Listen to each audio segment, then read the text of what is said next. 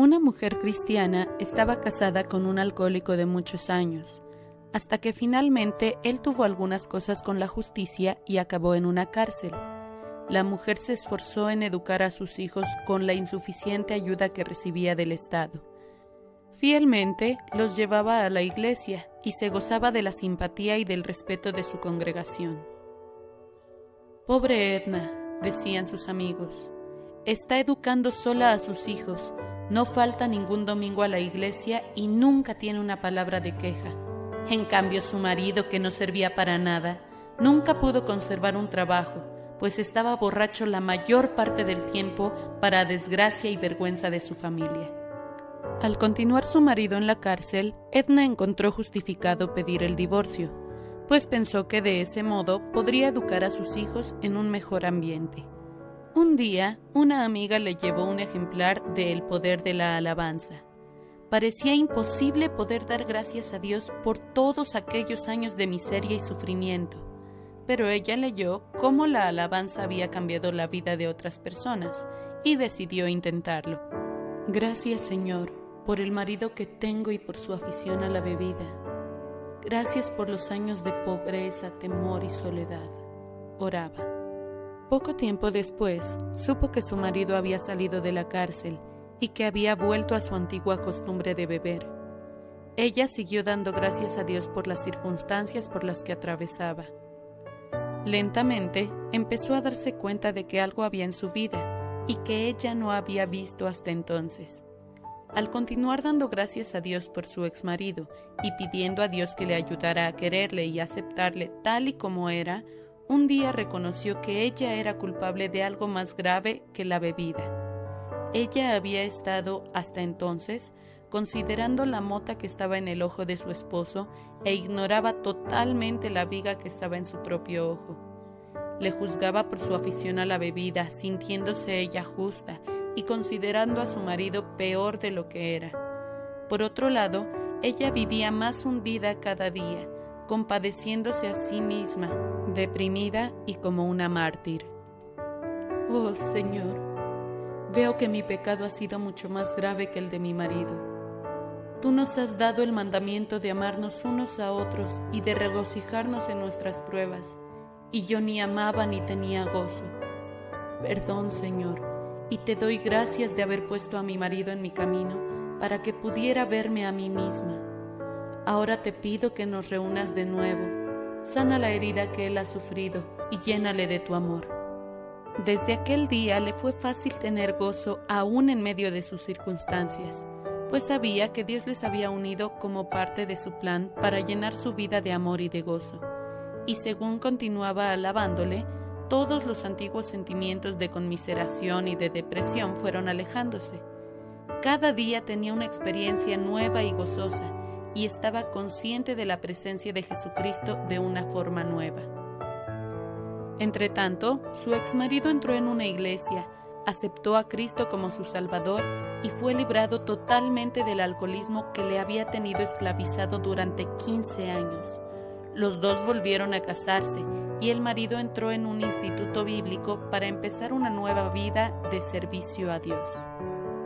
Unas relaciones difíciles o una serie de circunstancias penosas pueden ser un medio amoroso de Dios para darnos la oportunidad de crecer, para ejercitar nuestros músculos espirituales o para darnos a conocer alguna debilidad particular o un error en nosotros.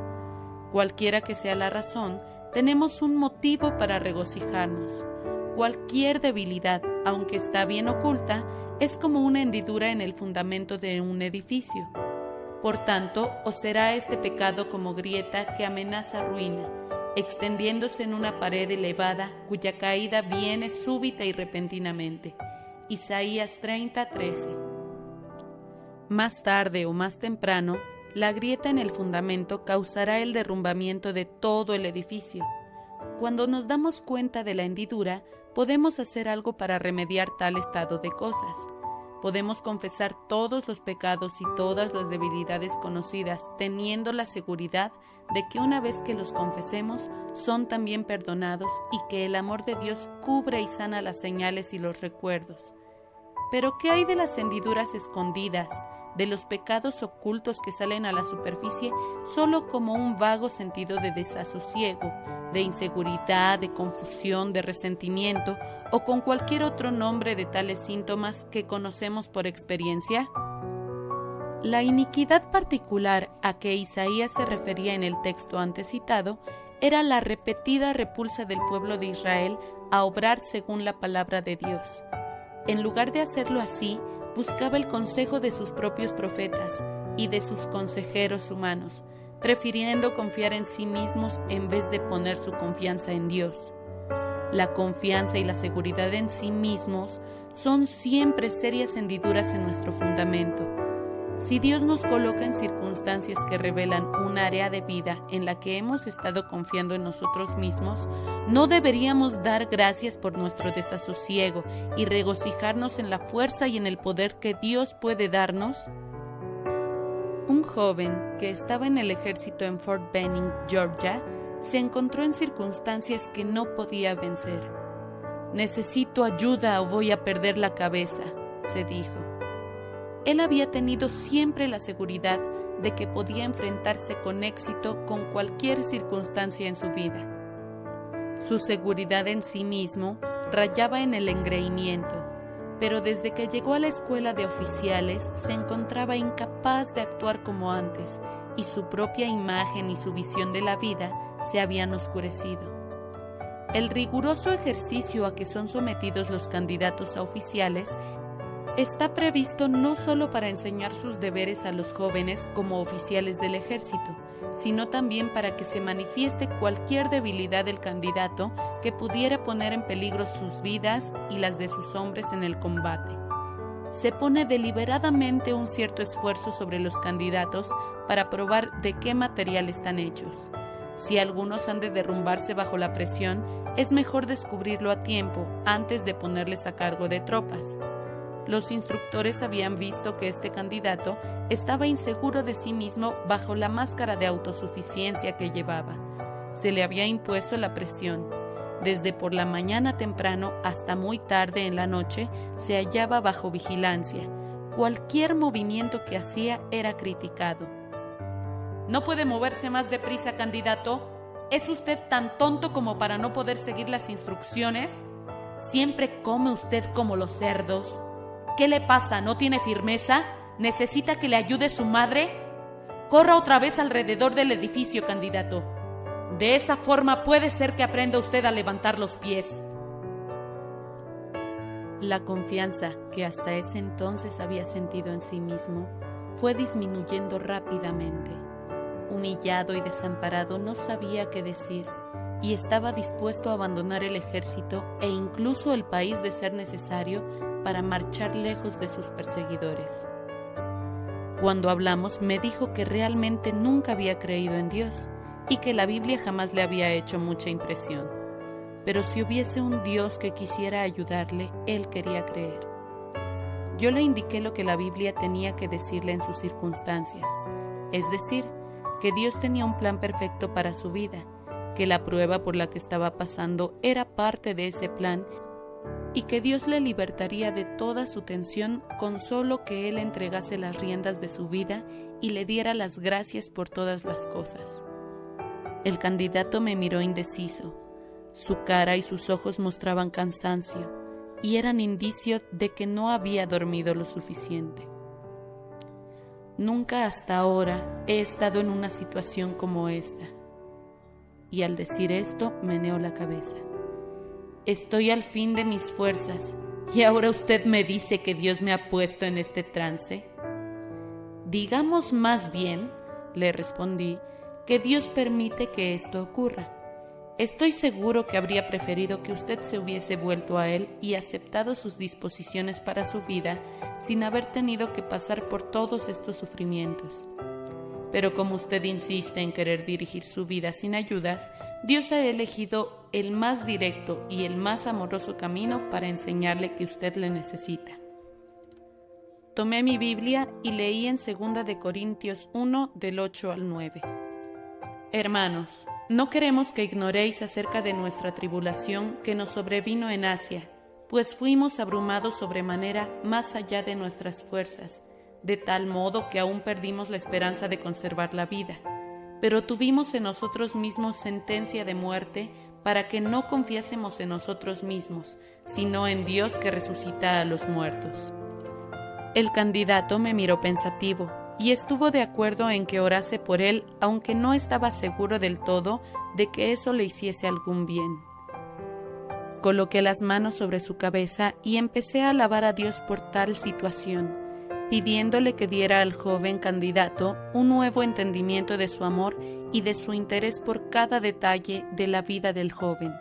Mientras yo oraba, comenzó a temblar y después las lágrimas corrían por sus mejillas, y pasados unos instantes comenzó a reírse a carcajadas.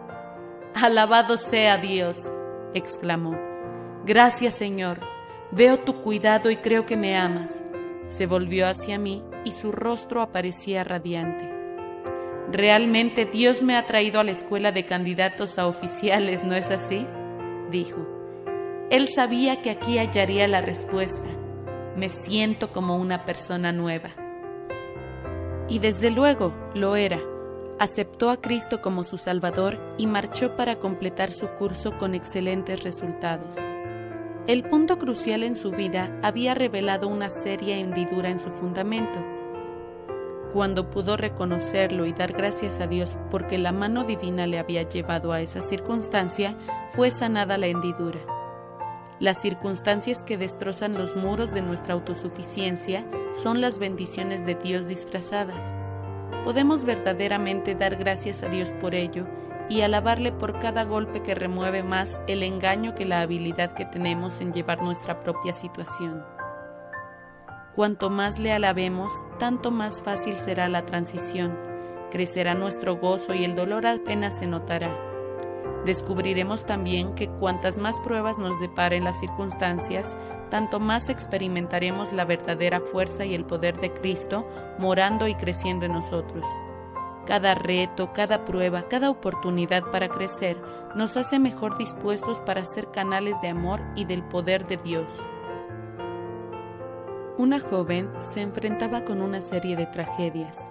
Su madre y 2 de sus hermanos habían fallecido. Su padre, que se había casado nuevamente, se divorció y se volvió a casar. La joven faltaba a menudo a la escuela en que trabajaba y bebía mucho. Entonces oyó acerca de Jesús y le aceptó como Salvador. Durante algún tiempo estaba llena de gozo y al referir su historia a otras personas, llegaron al conocimiento de Jesucristo. Su vida se mostraba más suave y ella creyó que habían pasado los malos tiempos. Pero las preocupaciones volvieron a acumularse. Tuvo 2 accidentes de automóvil, siendo lesionada en los 2. Después le creció un tumor en el cuello, debiendo sufrir una dolorosa operación. Un día, al beber un refresco, se puso muy enferma, pues el refresco que bebió había sido mezclado con drogas.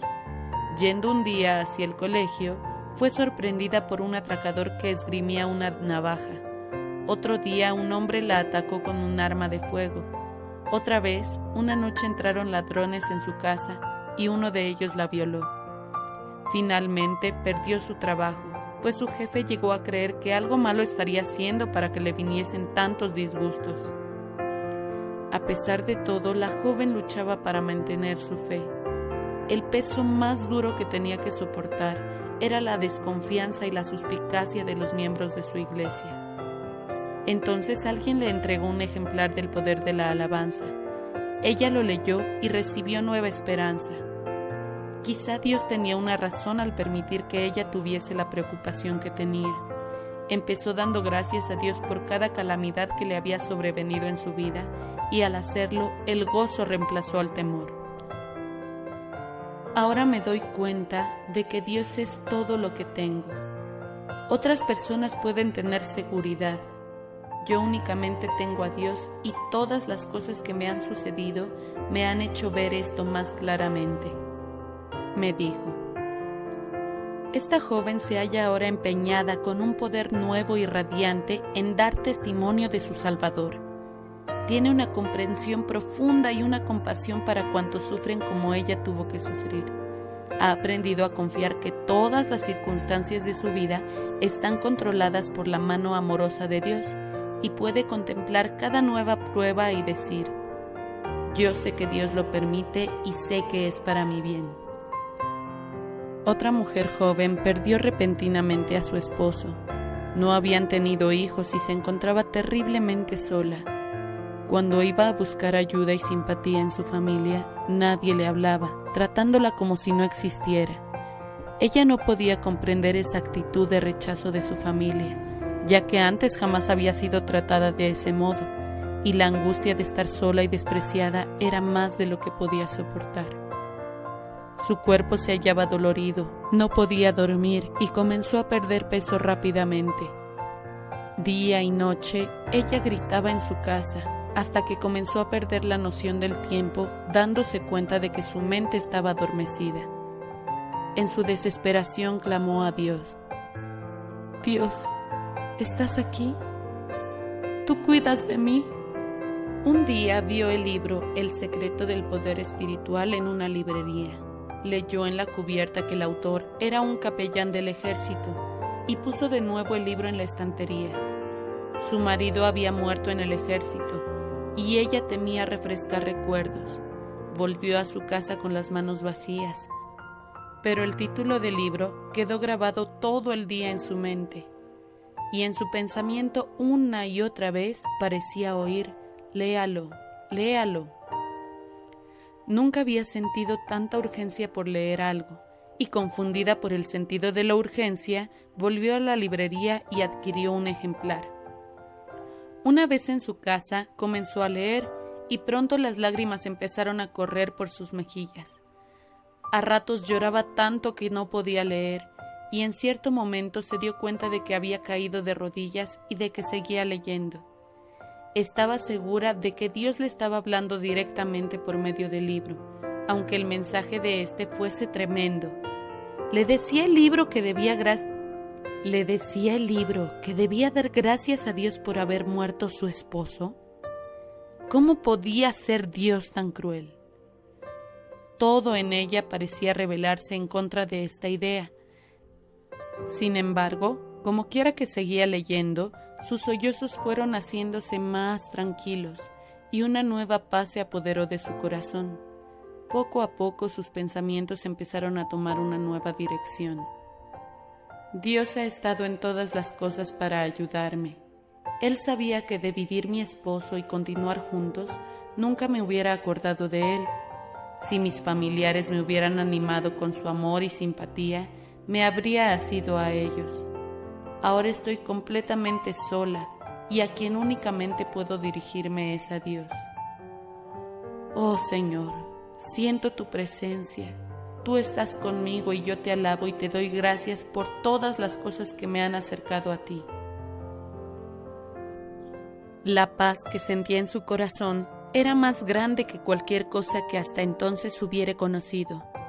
Durante los días siguientes, su vida radiaba de gozo, tanto que sus amigos y sus vecinos se mostraban extrañados, pues habían estado observándola con interés creciente, mientras ella estaba deshecha de dolor. Pronto fue a verla a su hermano, y llorando le hizo una confesión diciendo: «¿Puedes perdonarme? Ha habido un terrible malentendido. Alguien nos dijo que habías dicho a tus vecinos que no habíamos querido ayudarte cuando estaba muriéndose tu esposo. Fuimos lo suficientemente necios para creerlo, y aunque nos extrañó, nos hirió tanto que no queríamos verte ni hablarte». El hermano se sentía verdaderamente avergonzado. Hoy oímos que la gente hablaba de otra viuda, y pensar que te dejamos sola cuando más nos necesitabas. No te atormentes, hermano. Tengo que agradecerles que cometiesen ese error, contestó amablemente la joven viuda. ¿Qué es lo que dices? El hermano no estaba seguro de haber oído bien. Yo te dejé abandonada cuando precisamente me necesitabas, ¿y quieres dar gracias a Dios por ello? Así es.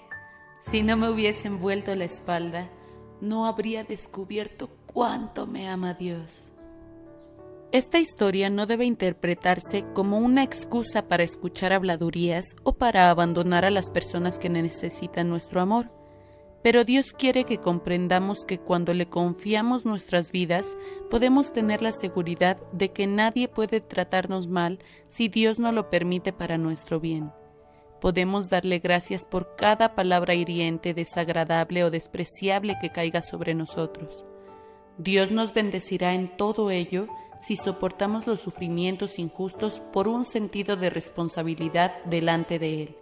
Porque si hacemos algo malo y por eso nos castiga, ¿qué mérito tiene que soportemos el castigo? Pero si sufrimos por haber hecho algo bueno y lo soportamos con paciencia, esto es algo bueno delante de Dios. Primera de Pedro 2 del 19 al 20. Un rosal debe ser podado para llevar rosas perfectas. Jesús dijo: Yo soy la vid verdadera y mi Padre es el labrador. Juan 15 del 1 al 3. Estos son los mandamientos que Jesús dio. Amarás al Señor tu Dios con todo tu corazón y con toda tu alma y con toda tu mente. Este es el primero y grande mandamiento, y el segundo es semejante: amarás a tu prójimo como a ti mismo. Mateo 22 del 37 al 39. El amor del que habló Jesús es un amor deliberado que reclama toda nuestra voluntad para amar. Es un amor ejercitado por fe. Jesús describió la naturaleza de este amor al decirnos: Este es mi mandamiento, que os améis unos a otros como yo os he amado. Juan 15:12. Todo lo que en nosotros nos impide obedecer este mandamiento debe ser podado. De otro modo, no hacemos más que demorar o impedir dicha obediencia. Estamos demorando u obstaculizando la obra divina en nosotros si nos quejamos por las circunstancias dolorosas de la poda.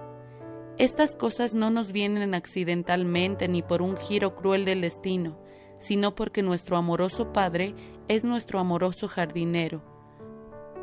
Podemos, pues, regocijarnos y darle las gracias a Dios porque sabe lo que mejor nos conviene.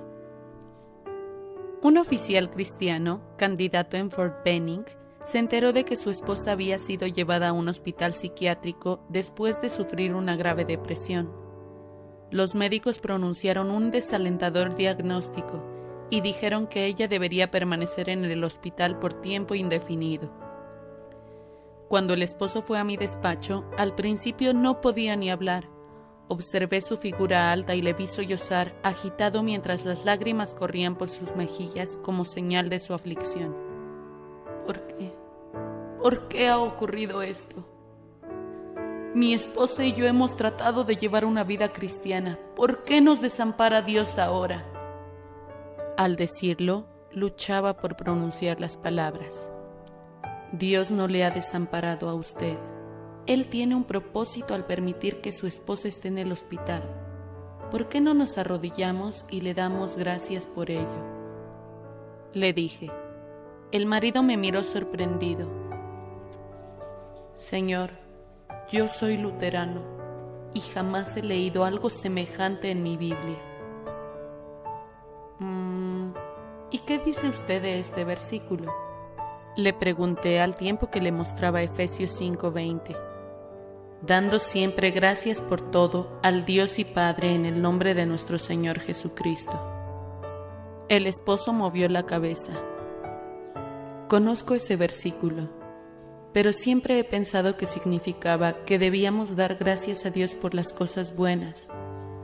Darle gracias a Dios por las cosas malas no me parece precisamente muy bíblico. Siempre he pensado que San Pablo era un poco exagerado al escribir que teníamos que gozarnos en las calamidades. Respondió. Lo mismo había pensado yo, pero después me convencí de que San Pablo tenía razón. Cuando él hablaba de que debemos gozarnos en las calamidades, es obvio que no piensa que tengamos que encontrar en el sufrimiento en sí un motivo de alegría. Pero Pablo llegó a ese convencimiento al contemplar su sufrimiento desde una perspectiva diferente. Aprendió que sus penas servían a un propósito más elevado y que eran parte del plan amoroso de Dios para él. Contesté. El esposo me miró pensativo. No lo sé.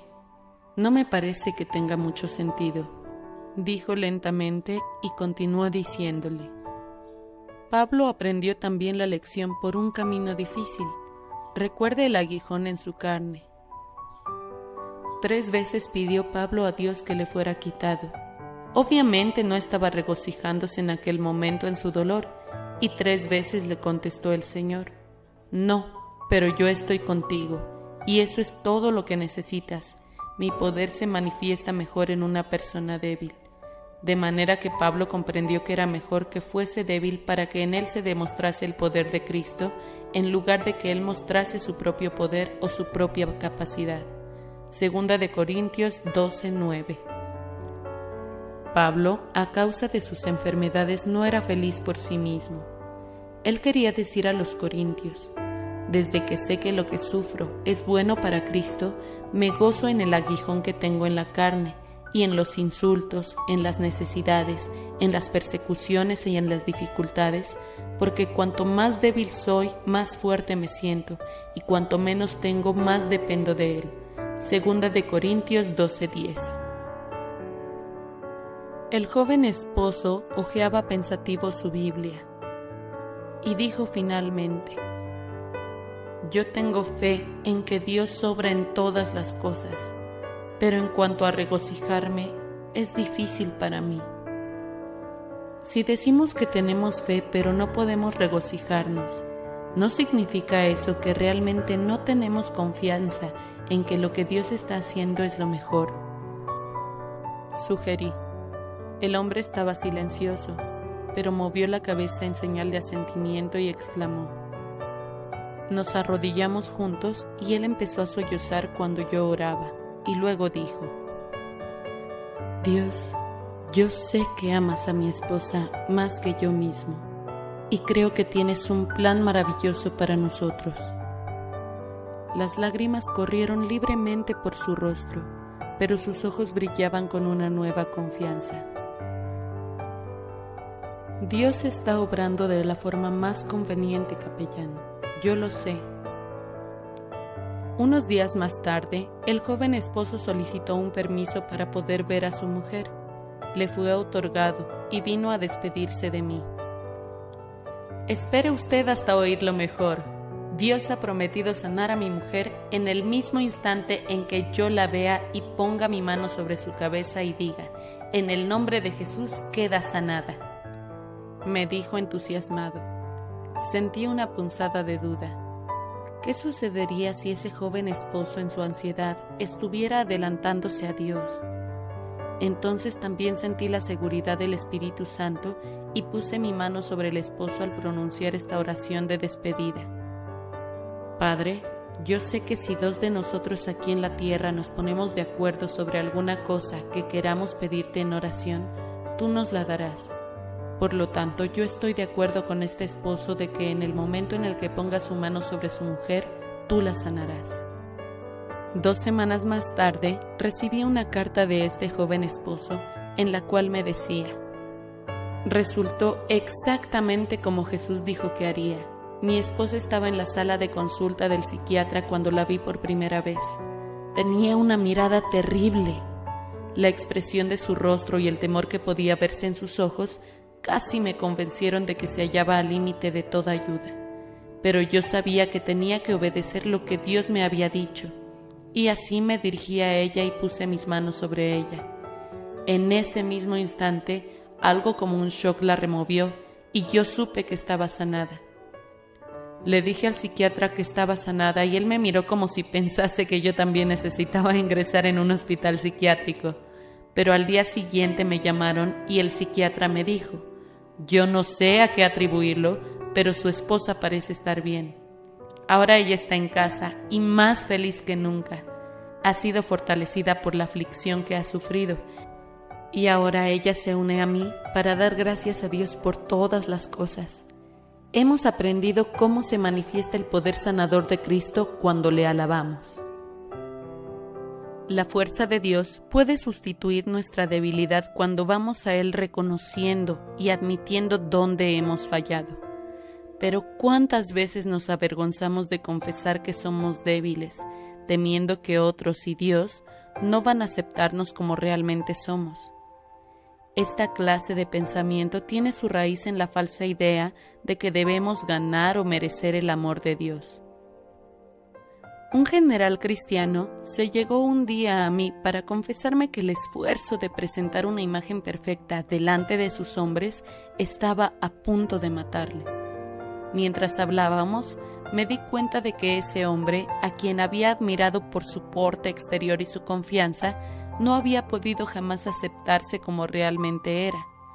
Se hallaba obsesionado por el temor de que si tenía que ceder, decepcionaría grandemente a su familia y a sus hombres. Le sugerí que aliviaría su tensión si diese gracias a Dios por haberle creado exactamente como él era.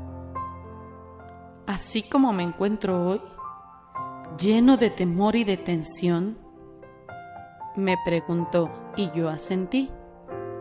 ¿Y piensa usted que el Dios que creó el universo y puso las estrellas en el cielo tuvo menos cuidado al crearle a usted?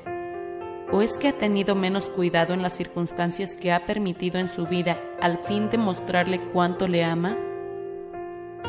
El general volvió varias veces a mi despacho, mientras estudiaba su Biblia y leía El secreto del poder espiritual con interés. Gradualmente aceptó el hecho de que Dios tenía un plan perfecto para su vida y que el continuado esfuerzo que había sentido estaba sirviendo al propósito de llevarle a confiar en Dios. Empezó a alabar a Dios por sus ansiedades y poco a poco un sentimiento de paz reemplazó las antiguas costumbres de temor. Por primera vez en su vida se sintió feliz de ser como era. Mientras pensaba que Dios no podía quererme con mis debilidades, trataba de esconderme y en consecuencia me apartaba cada vez más de la verdad. Me dijo y añadió: tan pronto como reconocí que era débil y di gracias a Dios por haberme hecho así, su amor comenzó a transformarme y Dios comenzó a llenarme de su paz. David escribió así: bendecid pueblos a nuestro Dios y haced oír la voz de su alabanza. Él es quien preservó la vida a nuestra alma y no permitió que nuestros pies resbalasen. Porque tú nos probaste, oh Dios, nos ensayaste como se afina la plata, nos metiste en la red, pusiste sobre nuestros lomos pesada carga, hiciste cabalgar hombres sobre nuestra cabeza, pasamos por el fuego y por el agua y nos sacaste a abundancia. A Él clamé con mi boca y ensalzado fue con mi lengua. Si en mi corazón hubiese yo mirado a la iniquidad, el Señor no habría escuchado. Mas ciertamente me escuchó Dios, atendió la voz de mi súplica. Aclamad a Dios con alegría toda la tierra, cantad la gloria de su nombre, poned gloria en su alabanza. Salmo 66, versículos del 8 al 12, del 17 al 19, 1 y 2. David quería unidad con Dios y sabía que cualquier cosa inmunda en él evitaría que el amor de Dios le llenase y fluyese por él. Por eso David deseaba que en él se realizase el proceso de Dios, purificándole y limpiándole. Se regocijaba cuando los pueblos revelaban los pecados escondidos de sus propios corazones, los pecados que podían confesar para ser sanados. Dios mismo le había mostrado a David el camino. ¿He de comer yo carne de toros o de beber sangre de machos cabríos? Sacrifica a Dios alabanza y paga tus votos al Altísimo, e invócame en el día de la angustia, te libraré y tú me honrarás.